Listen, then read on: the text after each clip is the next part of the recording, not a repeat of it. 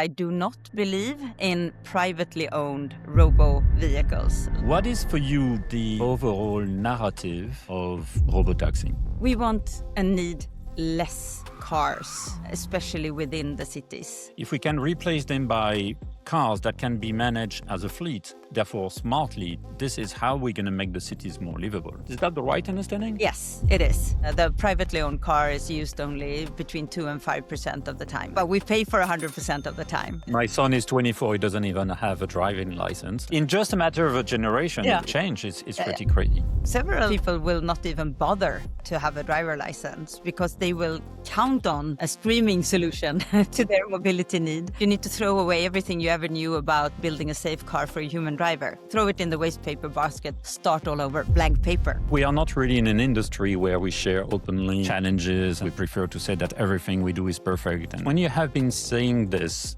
was there kind of a message you wanted to send? Behind every dashboard, every ADAS feature, every HMI, every EV battery lies a human story. I'm Stéphane Lagrelle, founder of the Storytelling Tribe, and you are listening to Automotive Storytelling, a podcast where we uncover the narratives that drive automotive innovation. In an industry that is impacting the lives of so many people around the world, it's the power of storytelling that ultimately connects technology to humans. Welcome to Automotive Storytelling. Charlotte Eisner, your career reads like a roadmap of European mobility, touching almost every piece of the electrified and autonomous puzzle. Born into a family of engineers in Gothenburg, you have carried a lifelong mission to make mobility safer, more optimized, and more sustainable. Your journey is so full of experiences that it would probably take hours to describe. Across many different organizations, you've been consulting, heading, strategizing, co-founding, co-owning, directing, leading, acting, advising, and so much more. More recently, you were the VP of BizDev at ZEEKR, where you helped bridge the gap between traditional automotive engineering and pure tech, before recently joining Bolt as the head of strategic partnerships. Here, Charlotte, you are spearheading the ambitious strategy to deploy 100,000 commercial robotaxis across Europe by 2035, recently forging landmark partnerships with autonomous software provider Pony.ai and automotive giant Stellantis. Beyond Bolt, you're actively shaping the regulatory and security landscape of the entire continent. You were recently voted co-chair of ECAVA, the European Connected and Automated Vehicle Alliance for the EU Commission, and appointed as a strategic advisor on automated transportation to the NATO Science and Technology Organization. It's an understatement to say that we are incredibly excited to have you join in Automotive Storytelling today to share, as you say, your battle scars and everything you have learned along those years. Charlotte, bienvenue. Oh, thank you, Stefan. It's me that I'm so honored to be on your podcast. And as you were saying those things, I was just looking at myself and the bags under my eyes, the wrinkles and the gray hair, and I was like, I'm proud of it all. It sounds a lot when you say it like that. To me, it's felt like river rafting in the world of sustainability, fast and a lot of splashes, but so much joy. I'm here with a very warm heart and also very hopeful for the future. What I'd like to do is really start with a story, and there is a story I've recently heard about you, and it's about your grandfather. And what I've read is that your grandfather was part of the team who has developed the 3-point seatbelt that pretty much everybody uses today. So can you tell us a little bit more about, not only about this story, which I would love to hear, but also how this story has been shaping your career, essentially? Yeah, my life, essentially. Your life, okay. Yeah. So we're here to discuss a European perspective. And I was born and raised in Sweden, just outside of Gothenburg, the automotive hub for Sweden and large parts of Europe, I would say. But my parts of my family came to Sweden from Austria, Germany, and other parts. Had to leave that region during the later part of the Second World War. Okay. My grandfather was a highly renowned, very skillful engineer. Mhm. But times were not easy. So when they, in a haste, had to leave the southern part of Germany and Austria, like Prussia is what they still refer to it as, they also, in this rush, had to leave their firstborn behind, which was my father. So my grandfather and grandfather was helped by, I think you've heard about the Wallenberg white buses that were helping people out of the war territory. Mhm. Brought them to Sweden. They found my grandfather to be a very skillful engineer. And Okay. while both my grandparents were fighting to reunite with their young son, he was born on May 5, 1945. So you can imagine what time that was. He was only a few weeks left behind. My grandfather also had the possibility to engage quite immediately with Swedish industry. It was not the first thing he did, but a few years into arriving in Sweden, they reunited with my father.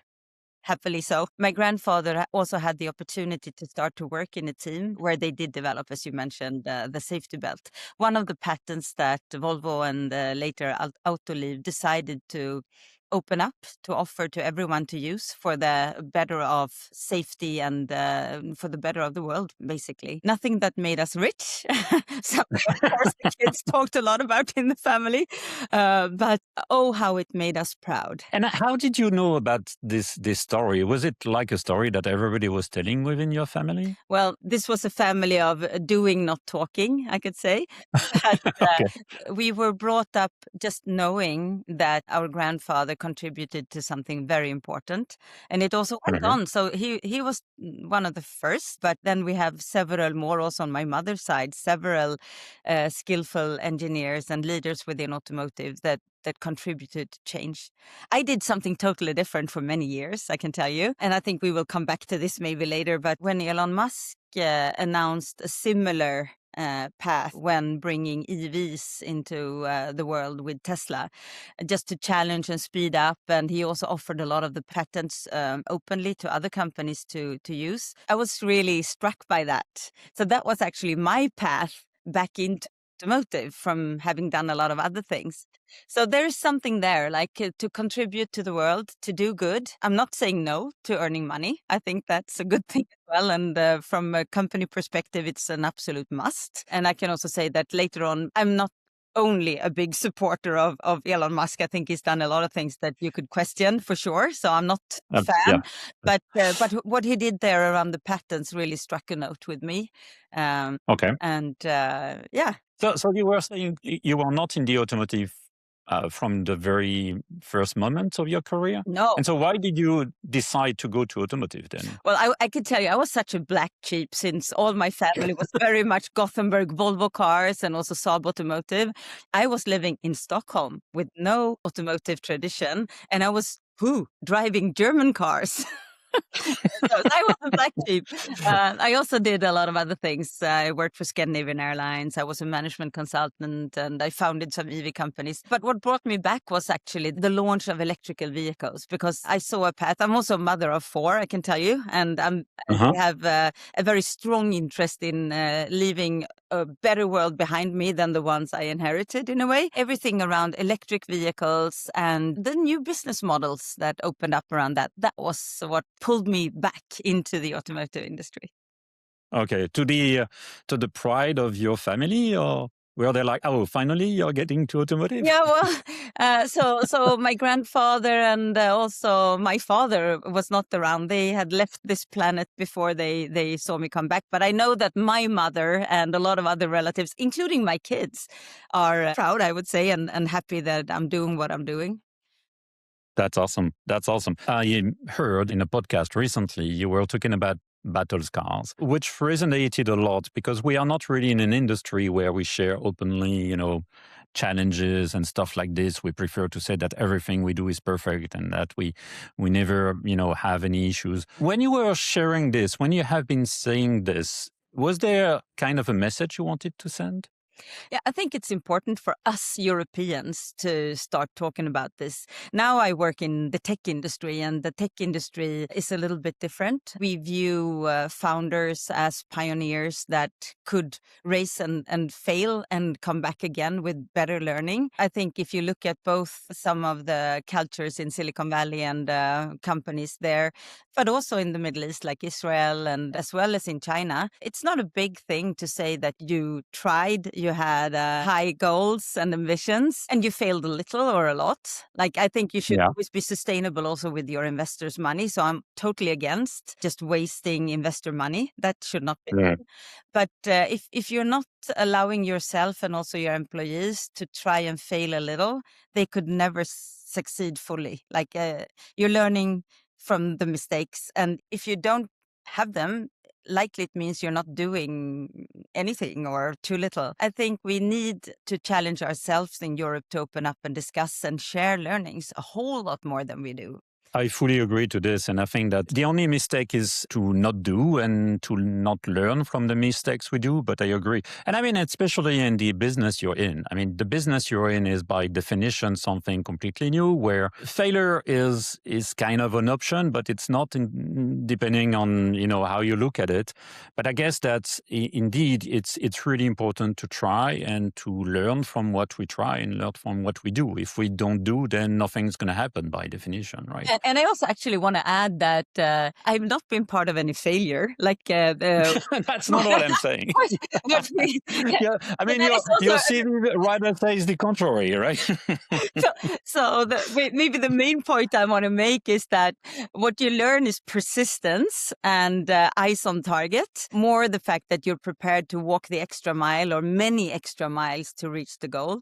But also part of why I wanted to bring this up is because during this path or the trail or I think I sometimes refer to it as ultra marathon, the ones you run over a lot of mountains for a lot of kilometers in extreme terrain. You also learn who you work well with and what's your team and how you back up each other in a good way. So there's something very beautiful and strong coming out of these commitments. Why I'm also a strong believer in relationship and commitments to the ones you work with. And this is also bringing us a little bit into the strategy that Bolt has, that we are not spreading ourselves thin, working with everyone or allowing everyone to just access our mobility platform, but we are engaging deeply with some partners with the clear ambition of delivering something sustainable for everyone, like financially and quality-wise, safety-wise, and so on. It needs true commitment and engagement to do that. We're going to obviously discuss about Bolt in just a few seconds, but the last thing I would like to ask you about your journey is, so you've been recently at ZEEKR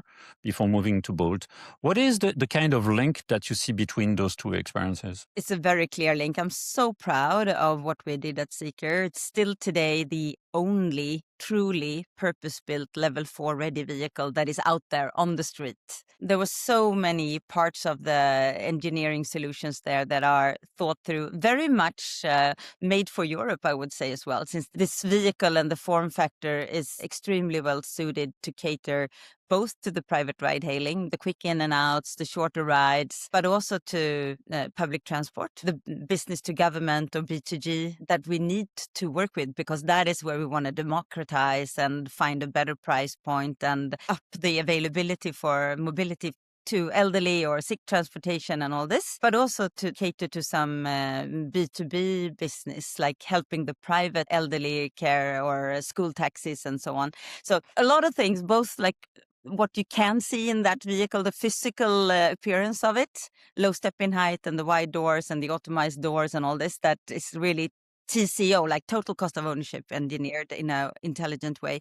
But of course, even more important, like with human beings, the beauty on the inside, what you can't see, but you can feel after a while. So everything around redundancies and how the vehicle is made to support the AD system in a very intelligent way. So a lot of learnings there. And now that I have the opportunity to work with the mobility platform, the demand generator, of course, we want to work with products that bring us a good about cost in the end, the ability to earn some money and to provide a service that cities and companies in regions can actually sign up for. It's a lot of things that are going on in the industry that needs to be updated, like a lot of retrofit still, a lot of products that are not made to scale, that are not even able to be homologated. So this is where I want to bring some clarity as well. This is why I enjoy talking to people, and I want to explain also to Europe that even though we feel that we're so behind, desperately so behind, we're not that behind when it comes to scaling a European product in Europe, because nobody has that. Not even the US or Chinese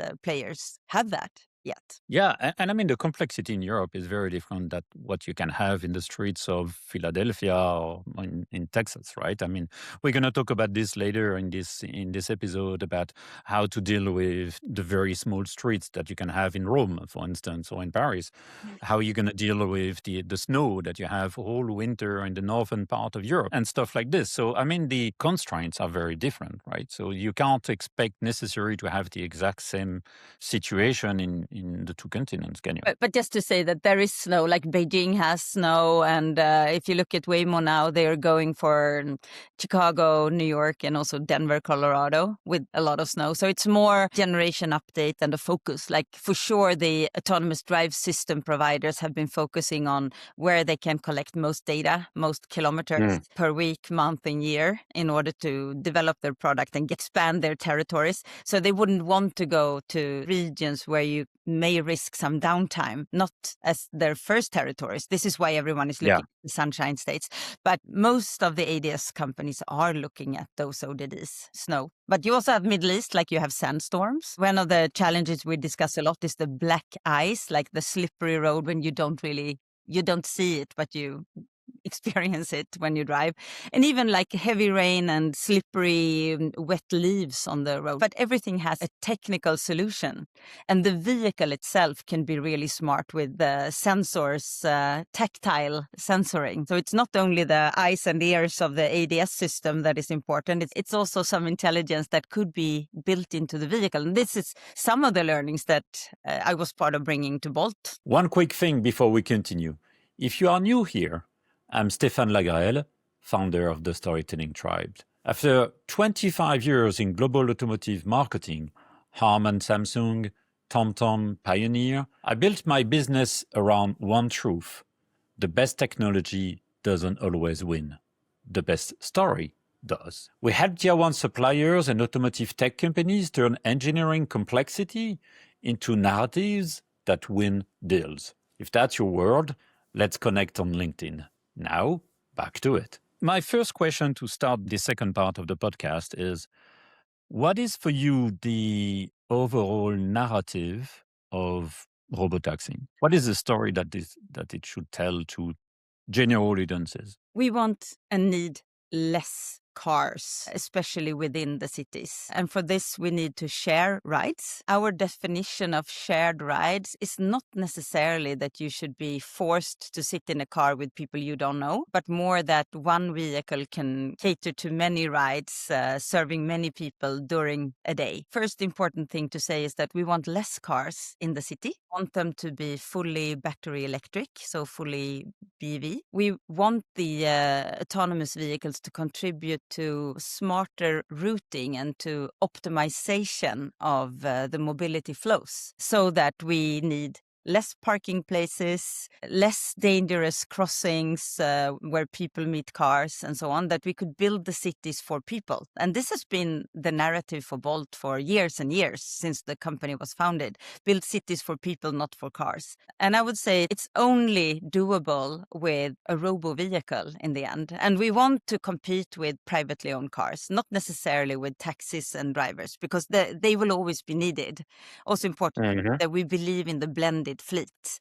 We're not preaching a switch from human-driven cars to robot-driven cars. I think this is a really, really interesting thing, because I could imagine that some drivers today, whether they are from Bolt or Uber or other ones, could say, well, they want to replace me, right? But what you're saying is it's not about replacing your current drivers. It's about being more intelligent, being smarter on how we organize cars in the cities, essentially. Yeah.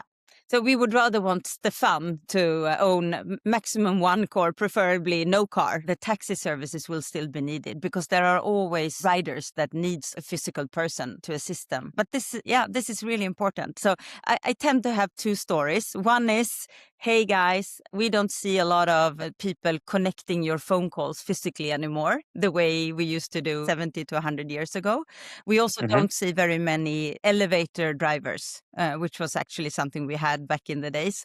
Those people found other jobs. But at the same time, we will also offer a lot of new jobs. There will need to be safety drivers, safety officers. We will man our depots where we do sensor calibration, interior, exterior cleaning of the vehicles and maintenance work of those vehicles. There will be a lot of different solutions for those who prefer not to drive a car. Bolt, we love our drivers. We've always done so, and we will continue to take care of them. And anyone who knows anything about Europe is that we lack drivers. That there are fewer and fewer drivers already. So this is us taking care of business.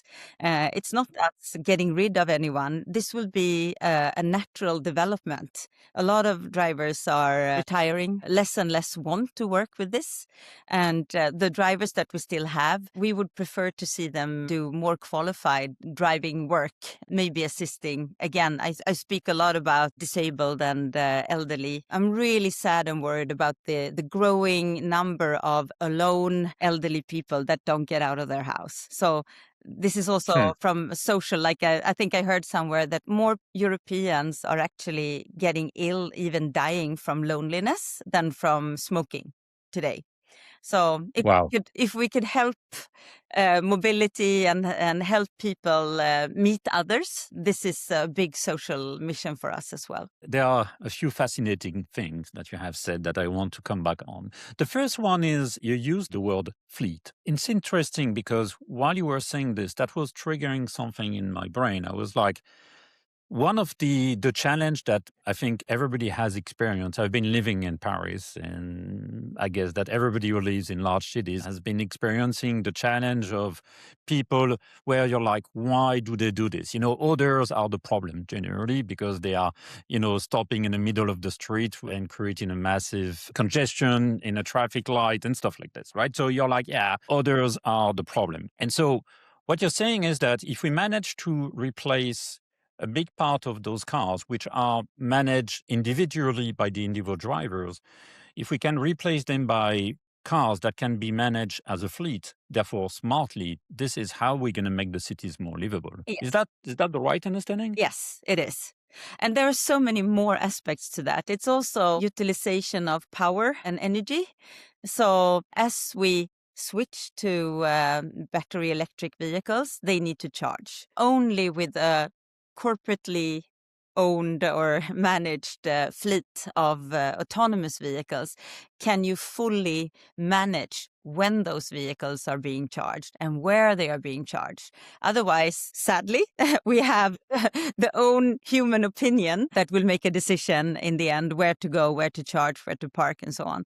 So this is not only to stop congestion, it's a big thing, of course, but it's also to help cities plan for the utilization of power. Simultaneous utilization of power is driving cost, and I think today, when we are recording this, the Hormuz Sound is closed, energy prices are rising, everyone is really worried. And this is a little bit bringing me into the NATO discussion as well. But we need to plan ahead, and we need to optimize and plan smartly, also in our civil life, to take care of our economy is really taking care of your resources. This is the meaning of the word. This is what we're aiming to do. And then you have safety. Safety is the obvious thing we should discuss here, and we haven't even reached that point yet. But I think that we should see those vehicles as an asset, not only to bring safety to our streets, because we know that the ADS system are 10 times safer than the human driver, especially the ones that are tired or under the influence of, but also in general. But then we have another aspect to this, and it's the many ladies, the many girls that today, even when they use public transport and they need to walk from the train station or the bus, that last mile trip is not always safe everywhere for these girls.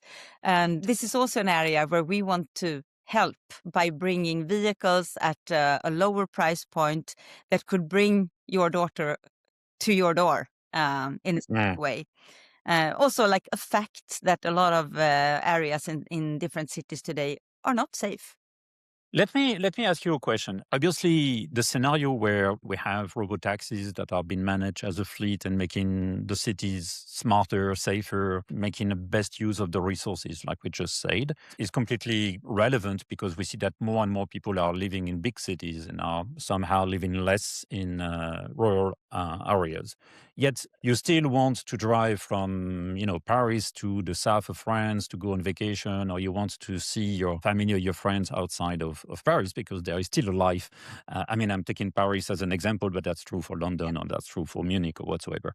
So how do you see, in a world where there are really robotaxis in the big cities, how do you see this shift from, because I'm not owning a car, because I don't really need it within my large city, but what would I do to get outside of the city?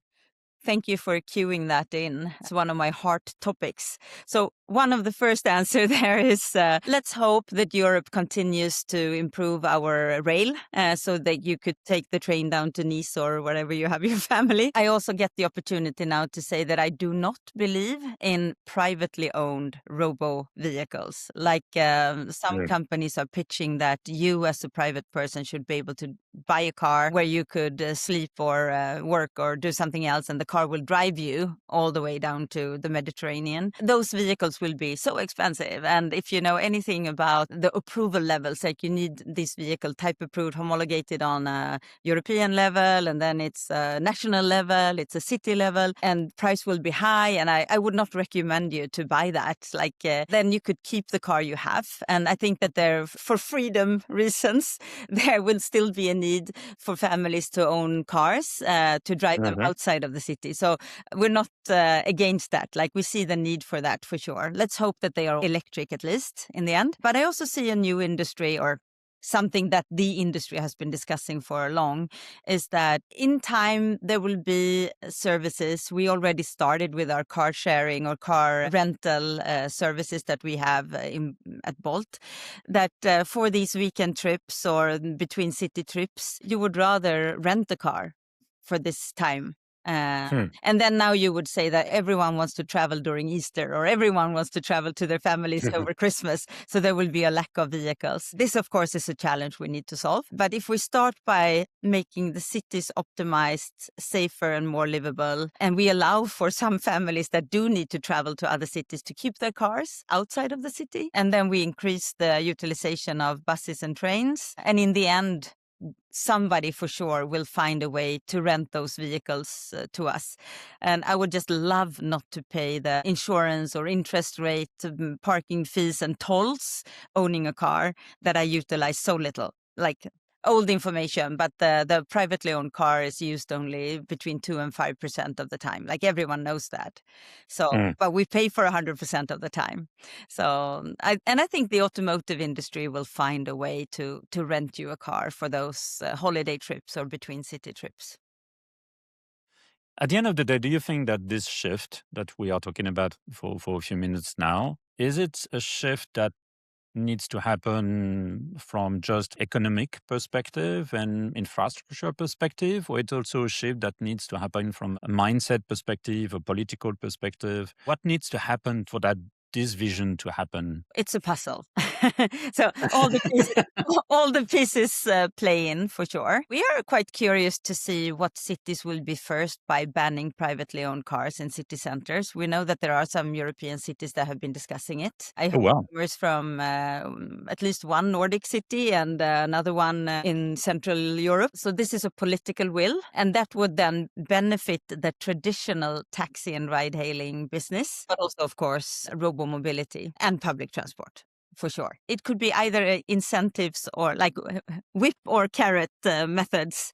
Already now, I think that the tolls for some cities are quite high. So that is limiting. The accessibility to parking places is horrible in most cities. And the cost for parking is horrible. And if you don't find a parking place, the fine is horrible. If I just look at myself, I own a car. I extremely seldom use it to go into the city. Very seldom. I would rather book a Bolt, not because I work there, but because financially it's the smarter choice. I don't need to waste time finding a parking place. I don't need to pay it. I don't need the risk of getting fined for staying too long or like. So I think what we're offering as well is flexibility and peace of mind. The financial bit is large for families, huge even. And then more and more people just want peaceful life. It's quite kind of stressful to own a lot of assets. If you look at the coming generation, they are not at all into owning. It's like you and me, our old generation that are we're seeking to own things. My children that are in their 20s, they are streaming everything.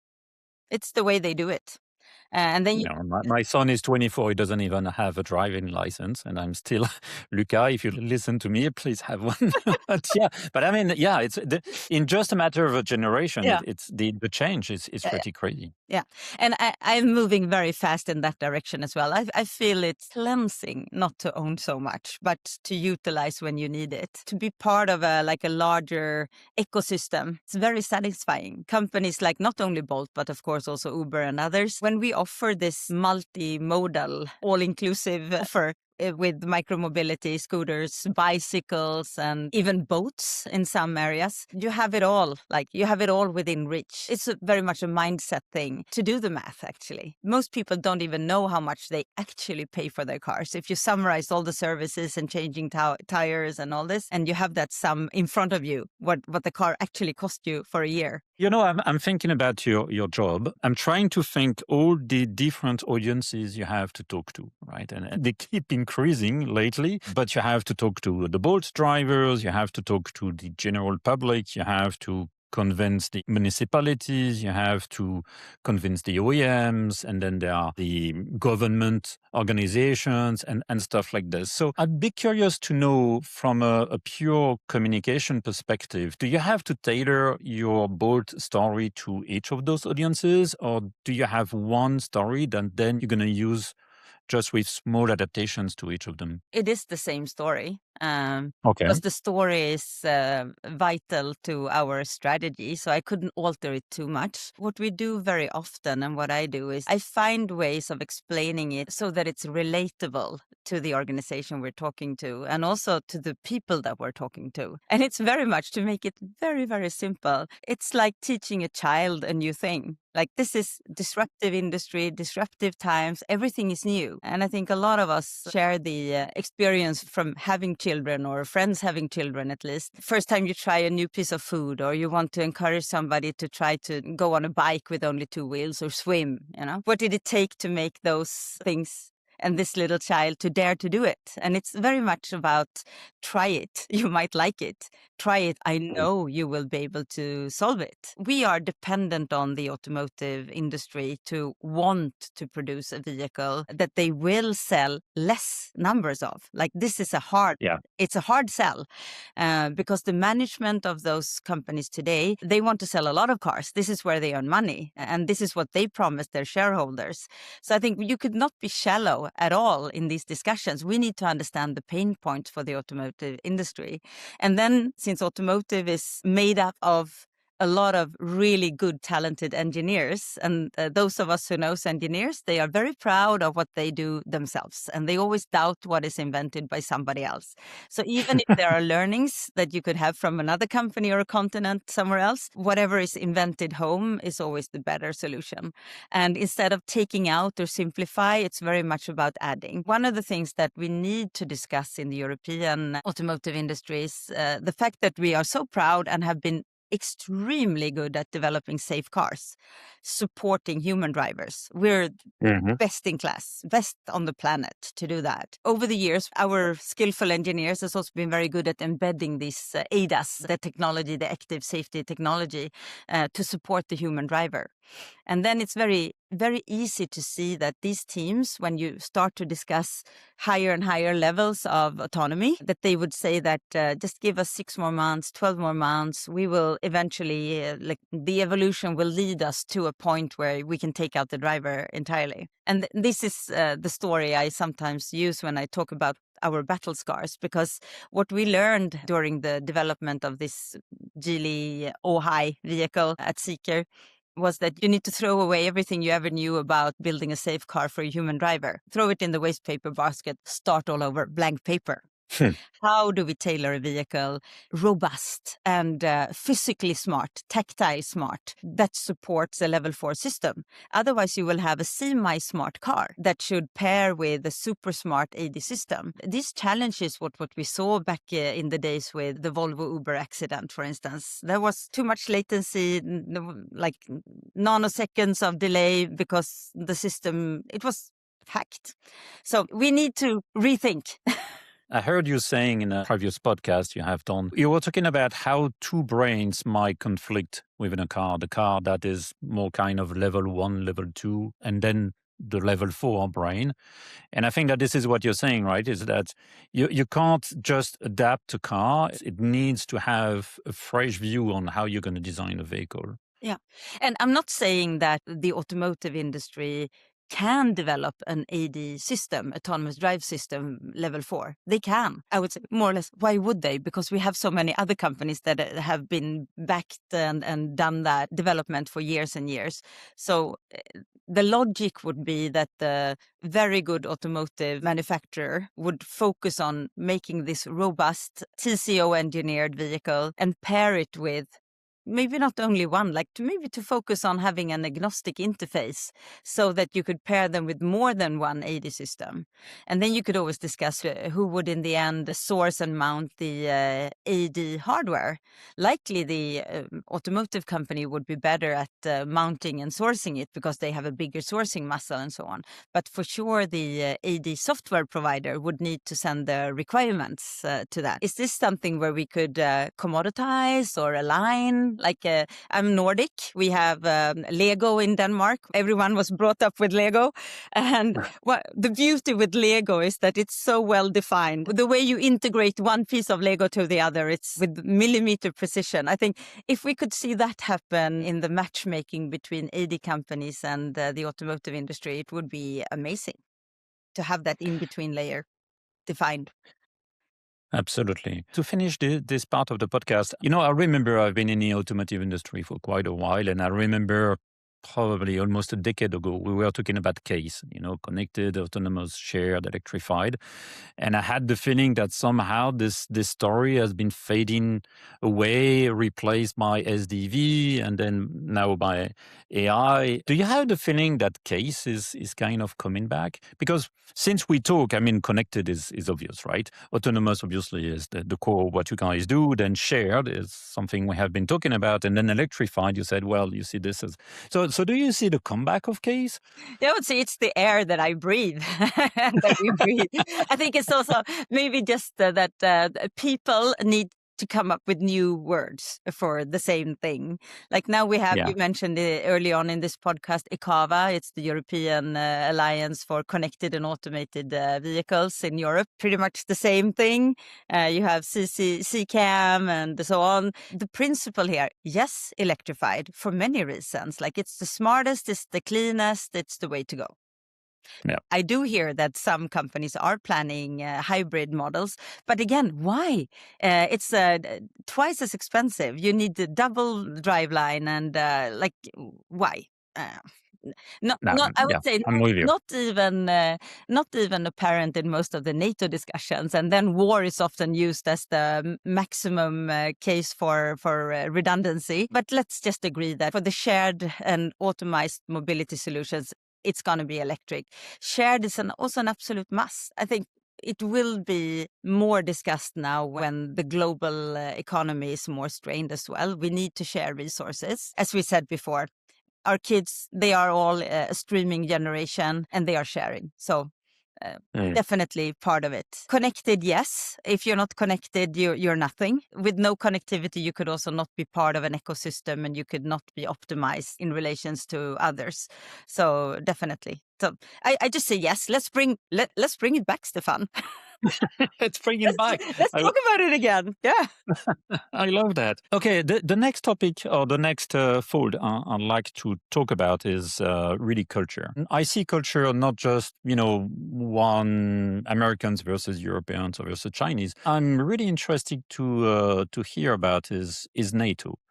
Because quite frankly, NATO is not necessarily something you associate with automotive from the get-go, right? So I know it's pretty recent, but do you see some cultural differences you need to take care of, when talking to people from NATO versus the people you are used to talk to? Of course, now I will only talk about the things I can talk about.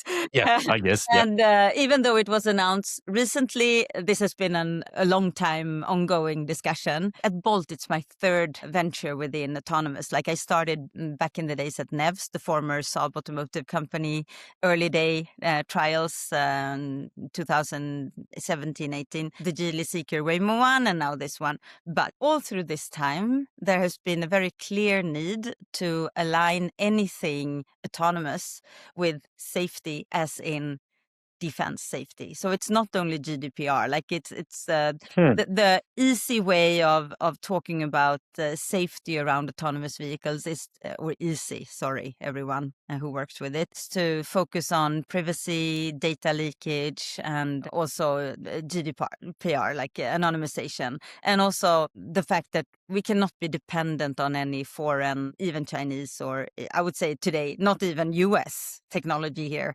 Trump has been very clear that he wants Europe to stand on our own feet and carry our own burden and so on. But from our point of view, it's also important to know that maybe we don't even want to have too much of their technology into like safe, from a defense perspective, mobility solutions. What is important to say is that what I represent is civil defense and resilience. So it's not about creating any autonomous bomb drones or anything like that. This is more logistics, people transport, and goods transportation under crisis.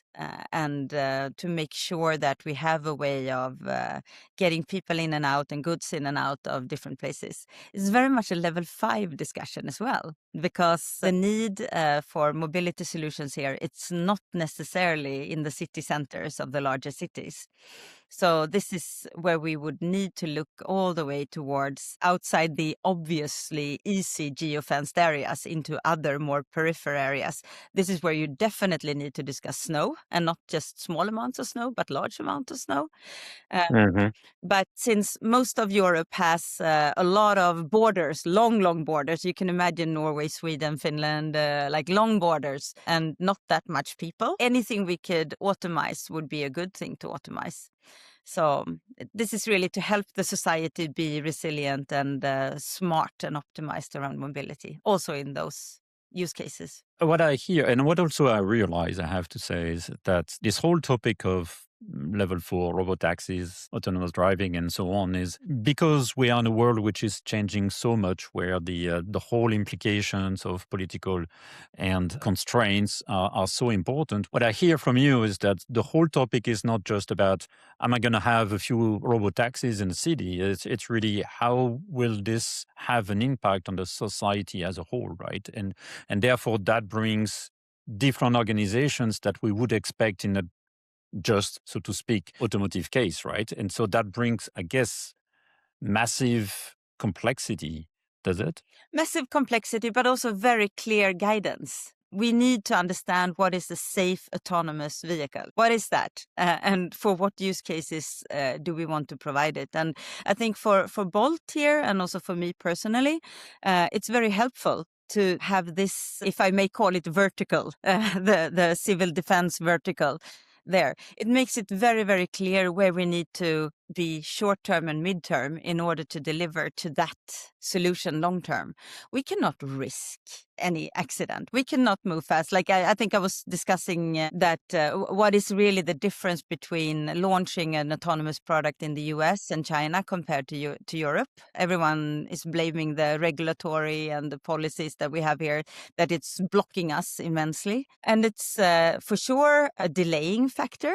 But what I want to stress, and what we do discuss a lot, is that similar in the US and China, even though the level of safety reporting is very different between US and China, is that both those continents are focusing on operational safety foremost. And in US you run under self-certification, so it's easier for the autonomous drive system supplier to build their own cars or retrofit the car and then raise their hand and say, we claim safety for this one, we say it's safe, let us go.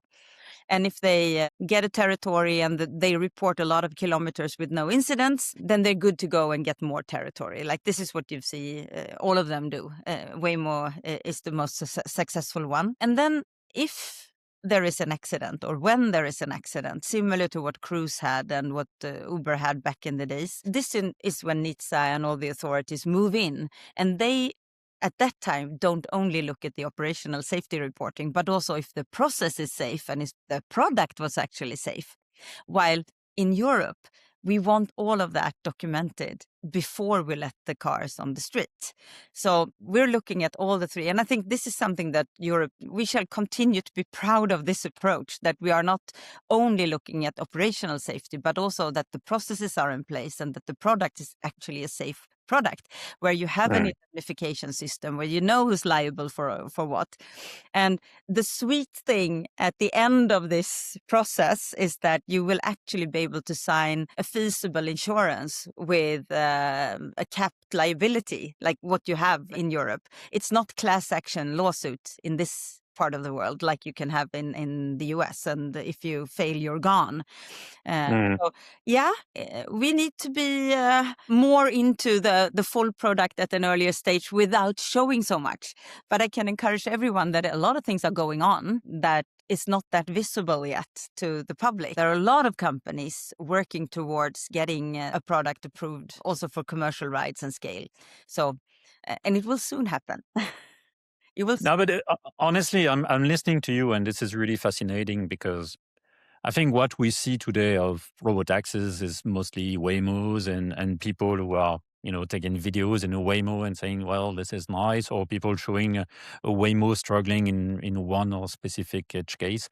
But what I really hear from you is that here in Europe, we want to take the time to do things right and really address every part of the society, I would say, as a whole, to make sure that we are doing the right things. And I think that this is rather a good sign, I would Definitely. say. And I just want to say that I'm extremely impressed by Waymo. Like the industry would be nowhere without Waymo. They are doing a lot of things right. It's just they Oh, run absolutely. under a different regime. They are in a different country where there are different ways of launching these vehicles. So for sure they've gone a lot further. But I do like our approach as well. And to emphasize a little bit on what you said, it's not only the regulatory policy homologation part of it, but it's very much also aligning with the cities, because in Europe, you could not easily just ride in as an American cowboy with your Robotaxi, yoga, yuppie, techie fleet and launch them, because the cities then they would feel that they are flooded by these robocars. And so it's super important for the cities to align the thought of shared mobility with public transport, and again, municipality services, B2G, B2B, all this. Again, back to the storytelling part, I view it very much as a lucky clover, and the lucky clover has 4 leaves, as you all know. And it's really about finding a way to introduce, also for Bolt, to introduce our services, not only as the private ride-hailing robotaxi fleet, but very much in sync with public transport, how to help them with the last mile, the younger girl late at night, or the off hours when it's really difficult to find drivers, or not a good economic situation to have large buses. You could go with a smaller form factor. It's passionate for me to talk about B2G and the municipality services for hospital rides, like everything that is not an ambulance, but a lot of these people, sick people, disabled people that just need to travel. And today they cannot because it's too expensive or there are not drivers enough and so on. So to have the B2G, and then also to actually open up to this business to business, like the easy case would be to say, airline collaboration. The airline business class would want you to have this Robotaxi service to bring you to the airport. But it's also viewing maybe property developers in cities that decide that instead of building a big garage for everyone living in my house here, I would want to include a robo-taxi autonomous mobility service. And then we can use the parking space area to grow vegetables or have some social areas there, something else. So I'm very hopeful to see property owners and other private businesses sign contracts with a company like us to facilitate mobility services to them. Lucky Clover. 4 leaves. It's a fascinating conversation. Thank you so much, Charlotte. And I mean, I have so many questions I would have to ask you, but unfortunately, we're going to get out of time. So just maybe a couple of questions about the future. We've already talked about it, but what are the major steps that as both you think you're going to take in the next, let's say, 5 or 6 years? This will be, I would say, the most exciting journey since Marcus Willig founded the company. It's also fantastic how excited and driven he is, and also our president, JK. Those two are the ones leading the initiative. We will launch the Lucky Clover in several cities over the coming 5 years. We will expand likely also into other regions outside of Europe where Bolt has a strong market. Like we are, as many I think knows, we are also quite apparent in both the Middle East, Southeast Asia and Asia as well. Canada is a strong market for us. So this is definitely a part of our future. It's a natural part of our future. We mentioned it before that the number of drivers will be less. Need for shared mobility will increase. Similar to your own son, several people will not even bother to have a driver license because they will count on a streaming solution to their mobility need. I am often asked, is it really a company like Bolt that will be successful doing this? And my answer is, oh yes, it is. Because we already have millions and millions of users and rides in our network today. We have the ability to combine the micromobility solutions to also goods delivery. And now I mentioned the defense vertical here and so on.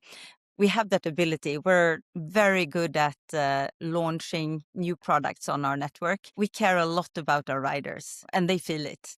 And I think it's really, really good that finally there is a European alternative that everyone could choose, also when it comes to autonomous mobility. So extremely proud to represent Bolt here and a European alternative. That is incredible. Thank you so much, Charlotte. But you will not escape my traditional question that I ask to every guest. Oh. What is your number one storytelling advice to our audience? Oh, I learned many years ago one line from Alice in the Wonderland. I think it was the cat in the hat that said it, that if you want to move forward or look forward, you need to also look back. Otherwise, you need to look up.